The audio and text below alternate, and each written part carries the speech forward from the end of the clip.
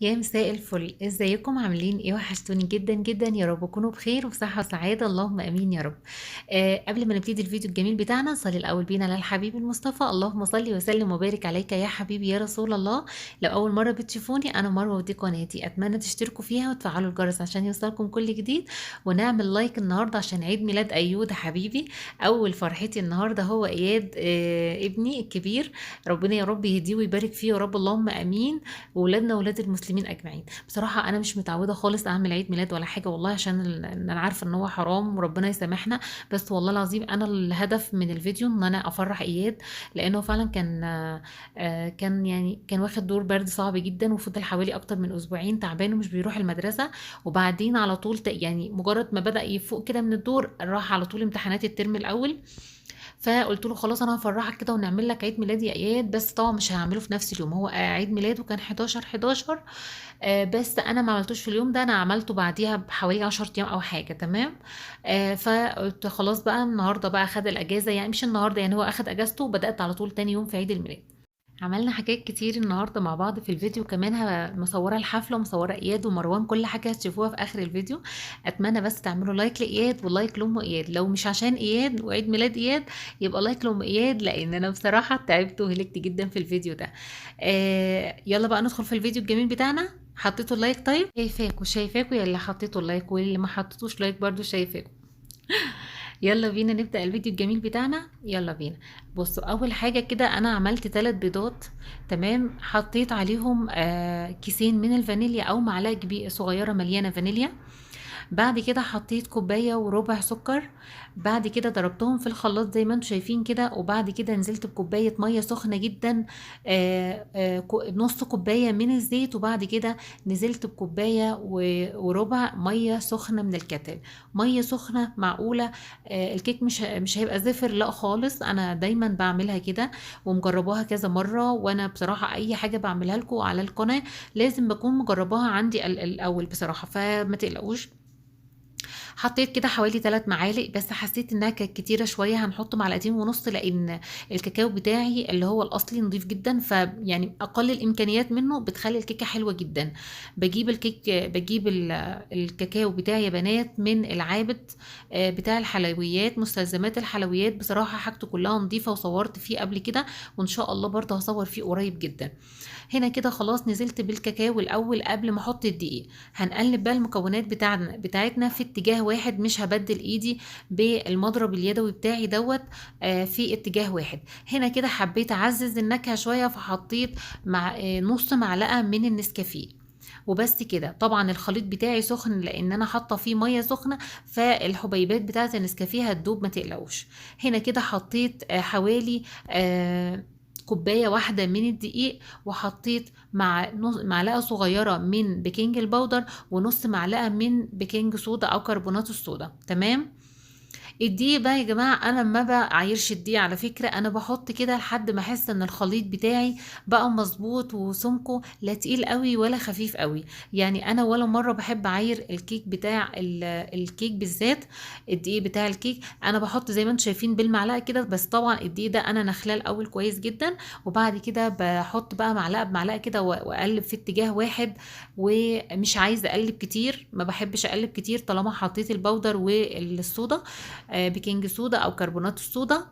ف لا ما كنتش لسه حطيته مواد، حطيته مواد دلوقتي. فخلاص انا بديها بس تقليبه كده وخلاص. انا ببقى عارفه ان انا بعد ما احط البيكنج صودا والبيكنج باودر مش هزود ميه ومش هزود دقيق، لان المفروض ان انا بعد ما بحطهم ما بقلبش الكيك كتير ولا حاجه علشان ما يبوظش مني.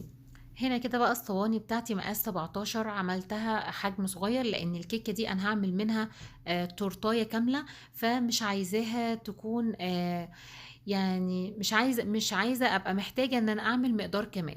لا انا عايزه المقدار ده يبقى مظبوط. هنا كده بقول لكم ازاي انا عملت الورق بتاع الزبده على قد الصينيه بالظبط، وعشان ما تلزقش مني، انا الفرن عندي كهرباء فبضطر عشان الكيك ما يصطفطش من عندي، فبعلي الكيك قوي، فلازم ان انا فبضطر ان انا احط ورق زبده علشان ما يحرقليش الكيك بتاعي ولا حاجه. طب ليه يا مروة ما عملتيش سبونش عادي للكيك وكده؟ انا للاسف عشان الفرن بتاعي كهربا فما بعرفش اظبط فيه ابدا كيك السبونش بالذات، فبعملها كيكة عادية خالص وبتعامل معاها على انها سبونش، وبزوقها او بزينها بالكريم شانتيه كده، وبتطلع النتيجة حلوة جدا. تمام. هقسم المقدار بتاعي، شايفين سمك الخليط بتاعي حلو ازاي؟ هنا كده هقسم المقدار بتاع الكيك بتاعي على قد صينيتين وادخلهم الفرن على درجة حرارة 180. وطبعا هي ايه اخدت لون شوية مني كده بس مش مشكلة، انا مش محتاجة اصلا الوش في حاجة، كده كده هشيله. طيب انا عايزه ازينها في نفس اليوم، اعمل ايه؟ هعمل زي ما انا بعمل كده دلوقتي، الفها في استرتش كده، است... او كيس تلاجة، على اساس انها تطري لي الكيك بتاعي. طبعا هي اصلا ما شاء الله كانت طريه جدا وريحتها بقى رهيبه جدا. ال- الكاكو بتاعها كاكاو الخام بصراحه مخلي ريحتها حلوه جدا. سبتها بقى على جنب تبرد براحتها خالص، وبعد كده هنعمل تاني وصفه معانا، هنعمل تشيز كيك المانجا. هنا كده هحتاج كمية من البسكوت، يعني مثلا حوالي، يعني فيما يعادل مثلا 190 جرام من البسكوت او كوبايتين بسكوت مطحونين، الا ربع كوبايتين من بتوع الشاي، الا ربع بسكوت مطحون. هنا كده حطيت عليه معلقتين زبدة بعد ما فرمت البسكوت الاول وناعم خالص واتأكدت ان هو بقى ناعم معايا. حطيت عليه معلقتين من الزبدة، وبعد كده عملت الصينية اللي بتتفتح من الجوانب دي، وبعد كده حطيت برضو غلفتها الورق الزبدة الأول عشان أعرف أطلعها بكل سهولة ما تلزقش مني في الصينية. هي كده كده مش هتدخل الفرن، ده تشيز كيك على البارد. هنا كده هفرد البسكوت بتاعتي بهرسة الفول كده، وهحاول إن أنا أكبسه كويس جدا وأضغط عليه كويس جدا زي ما انتم شايفين بالشكل ده. تقدري تعملي ب قاع كوباية بس تكون مسطحة من تحت، وتقدري تعمليها بالشكل ده أو بظهر معلقة مثلا، وتضغطي عليها. هي كده كده مجرد ما تتحط في التلاجة بتجمد لوحدها. طبعا في الفترة دي انا حطيت الصينية بتاعت البسكوت تجمد في التلاجة على ما احضر الوصفة الطبقة التانية في التشيز كيك. هنا كده عندي 800 جرام من المانجا، مانجا طيب المانجا دي اصلا انا مفرزاها في الفريزر، فمش مشكله، مش لازم فريش، ممكن تستعملي المانجا اللي في الفريزر عادي.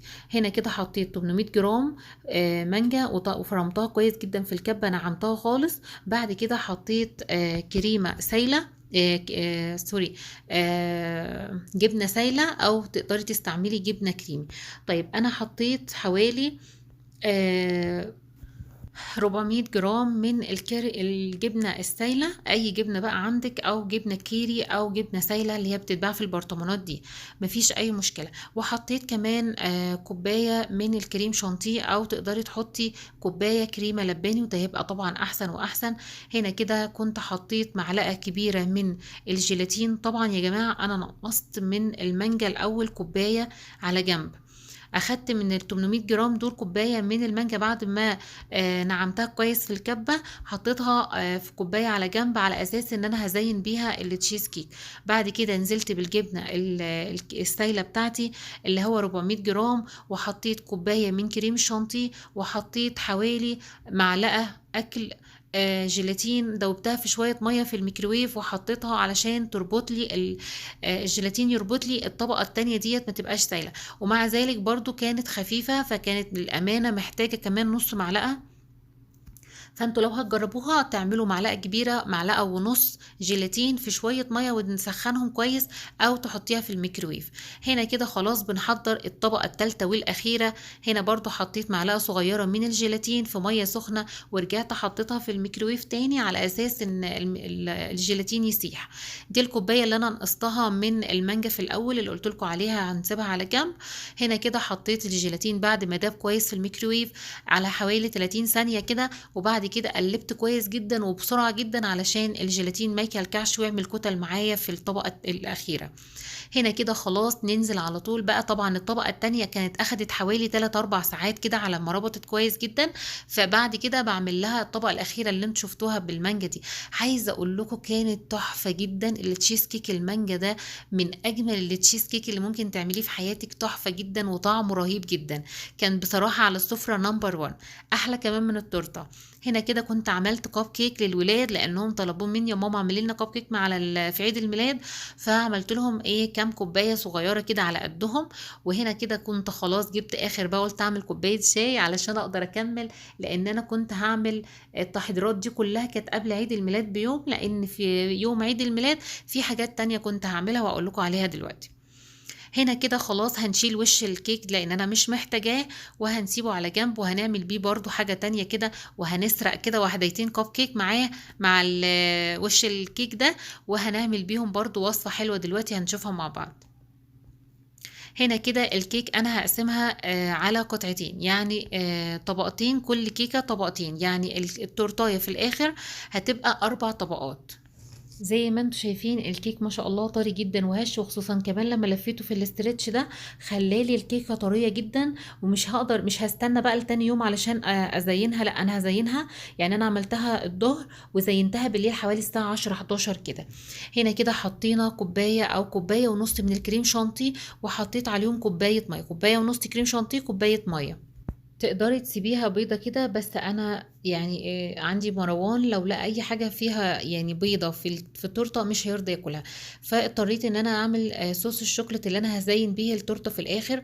عملت كده كام معلقة كده في الكريمة وهي بتتضرب في العجانة، فقلت بقى ايه تدي طعم ونكهة كده. عندك نوتيلا حطي معلقة، عندك معلقة كاكاو حطي، عندك صوص شوكولات حطي، اللي موجود عندك تقدري تطعمي بيه الكريمه بتاعتك. اول حاجه كده بقى نبتدي نحط الطبقات بتاعتنا. المفروض ان انا عامله صوص، بس للاسف ولادي كانوا جنبي لبخني ومش مركزه، فنسيت احط الصوص على الطبقه الاولانيه، بس بعد كده افتكرت وحطيت. الحمد لله ما نسيتش، هي اصلا الكيكه اصلا كانت طريه جدا فمش محتاجه. بس برضو انا كنت عامله الصوص عباره عن معلقه من السيرب، كان عندي سيرب معمول جاهز، وحطيت عليه شويه حليب، وحطيت عليهم معلقه كاكاو صغيره كده، وقلبتهم كويس، وسقيت بيها الكيكه بتاعتي الجميله الحلوه اللي انتوا شايفينها قدامكم دي. هنا كده بقى نحط الطبقات بتاعتنا ونحاول ان احنا نظبط. عايزه اقول لكم ان الكيكه كانت فيها حته عاليه شويه لو خدتوا بالكم، وفي حته مش عاليه، يعني حته قليله نازله لتحت كده. بس كل ده نقدر نعالجه بالكريم شانتيه طبعا، ونقدر نزين. يعني التزيين بتاعك هو عليه عامل كبير جدا. لو مثلا غلطتي زي حالاتي كده وما ظبطتيش الكيك وانت بتقطعيه. هنا كده بقى زينا الكيك كده وحطينا الكريمه بتاعتنا، وده صوص شوكليت كاكاو بتاع شوكليت عادي خالص، وحطيت عليه معلقه زيت، وحطيتهم في الميكروويف فساحت مني كده، وحطيتها على التورته من بره. هنا بقى ده وش الكيك، وحطيت كمان واحدتين من الكب كيك، وحط عليهم شويه صوص من اللي بقى مني من التورته بتاعتي، وكمان حطيت معلقه كريم شانتيه. وهنعمل بيهم اشكال. تقدري عارفه القوالب اللي هي بتاعت الستيك بتاع الايس كريم، تقدري برضو تعملي وهيبقى شكلها تحفه جدا، واللي يفكروها ايس كريم عادي. بس انا للاسف بتاعتي خدتها مصر وانا نازله ونسيتها في مصر، ما جبتهاش وانا جايه. فكان عندي قوالب السيليكون اللي هي القوالب دي القلوب، فقلت هستعملها وخلاص، يعني هنتصرف مش هنقف على حاجه يعني الحمد لله. هنا كده بقى اخدت كام كورة كده من الكيك اللي احنا حطينا عليه صوص وكريمة ده وقلبناه. قلت هزين بيهم التورته برضه. بس كده ما حبيتش اطول عليكم في الفيديو بالتفاصيل المملة، يعني على قد ما قدرت والله. بس الحمد لله النتيجة كانت كويسة. وده الأستاذ إياد والأستاذ مروان، وده الشكل النهائي. هنشوف كل حاجة برضو بالتفصيل دلوقتي. وعايزة أقول لكم بصراحة أحلى حاجة عملتها وكانت طعمة جدا. طبعا عملت دونت، مش عارفة للأسف الفيديو بتاع الدونت اتمسح مني للأسف، فمش مشكلة الحمد لله. بس انا عملته معاكم قبل كده برضو، وان شاء الله هرجع اعمله معاكم تاني. عملت دونت كده بالكاكاو بالشوكولات الابيض، بس حطيت عليه اللون هنشوفه برضو بالتفصيل دلوقتي. وعملت عليه فورماسيل كده يديله لون وشكل حلو للولاد. وطبعا عملت جلاش، ما نزلتش الفيديو بتاع الجلاش، هنزله فيديو لوحده لان الفيديو كده طول عليكم. وعملت الكب كيك زينته ببواقي كريم شانتيه باقيه من التورته برضو. وكان عندي شوكولاتات كده، شويه شوكولاتات وبسكوتات كده في التلاجة، فقلت ازين بيهم التورته الحلوه بتاعتنا هنشوفها برضو دلوقتي. وحطيت له شمعة كده في النص.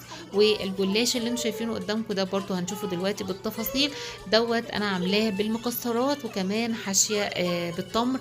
عايزه اقول لكم من اجمل الجلاش اللي ممكن تاكلوه في حياتكم هو الجلاش اللي محشي تمر، تحفه جدا جدا جدا، مش محتاج اي حاجه. وطبعا قدمت التشيز كيك والعجين البواقي الكيك اللي احنا عملنا بيها، دي القلوبه اهيت اللي انا كنت عاملاها معاكم دلوقتي حالا.